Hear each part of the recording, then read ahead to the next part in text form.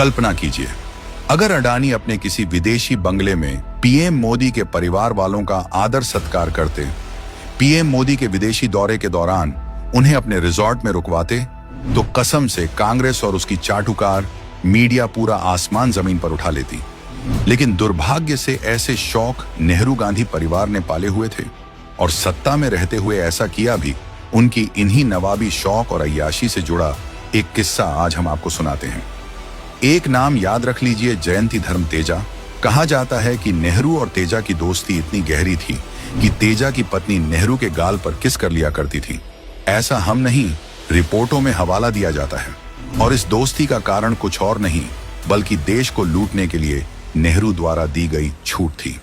Report बताती है कि 1961 में तेजा नाम का यह शख्स भारत की शिपिंग इंडस्ट्री में अपनी पकड़ मजबूत करने के लिए विदेश से नेहरू के पास आया था। और हमारे देश के प्रधानमंत्री ठहरे विदेशी लवर किस्म के आदमी, वो कैसे इस प्रपोजल को ना करते। उनके मुताबिक तो विदेश से आया तो अच्छा ही होगा। मतलब कि नेहरू को तेजा इतना पसंद आ गया था कि जब तेजा के प्रपोजल को सिस्टम में बैठे बड़े बड़े अधिकारियों ने फर्जी और फेल बताया तो चाचा नेहरू ने तुरंत खारिज कर दिया और उल्टा अधिकारियों को तेजा की मदद में लगा दिया। इतना ही नहीं, चाचा इतने मेहरबान थे कि तेजा को करीब 20 करोड़ 25 लाख का लोन भी दिलवा दिया।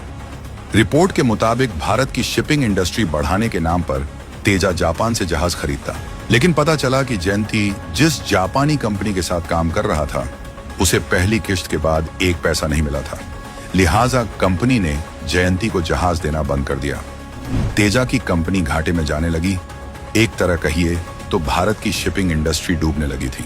हालांकि इस दौरान जयंती के खुद के मुनाफे में कोई कमी नहीं आई, बल्कि हर कॉन्ट्रैक्ट पर वो अपना कट लेकर धन दौलत जमा करता रहा और उस पैसे से तेजा अपने ऐशो आराम और आलीशान जिंदगी पर खर्च करता।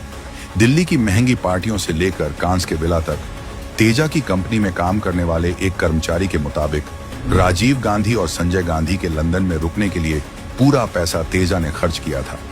संजय गांधी के रोल्स रॉयस में इंटर्नशिप भी उसी के बदौलत हुई थी। इंदिरा गांधी को नेकलेस गिफ्ट किए गए। तेजा सिर्फ उद्योगपति नहीं था, वो नेहरू सरकार का सीक्रेट एजेंट भी बन चुका था। भारत चीन युद्ध के समय नेहरू ने उसे 14 बार चीन भेजा। रूस से मदद लेने के मिशन पर भी उसे लगाया गया। यानी नेहरू इतना अंधा विश्वास करता था इस लुटेरे पर कि देश के टॉप सीक्रेट मिशन तक इसके हवाले कर देता। लेकिन असली सच सामने तब आया जब लाल बहादुर शास्त्री ने उस पर जांच शुरू कराई। तब यह भगौड़ा देश और सिस्टम से भागम भाग खेलता है। तेजा भागता है और सरकार के अफसर उसे एयरपोर्ट छोड़ने तक आते हैं। 1971 में उसे जेल होती है। इमरजेंसी के समय जब आम लोगों को जेल में ठूंसा जा रहा था, तब तेजा को जेल से रिहा कर दिया जाता है। 1983 में भारत आता है। तेजा खुद मान चुका था कि उसे शिपिंग बिजनेस में कोई दिलचस्पी नहीं थी, लेकिन नेहरू ने दबाव डालकर उसे ये काम थमाया और फिर देश की दौलत को लूटने का मौका भी दिया। असल सवाल यह है, क्या कांग्रेस पार्टी का मतलब सिर्फ नेहरू गांधी परिवार और उनके चहेते लुटेरों की तिजोरी भरना था?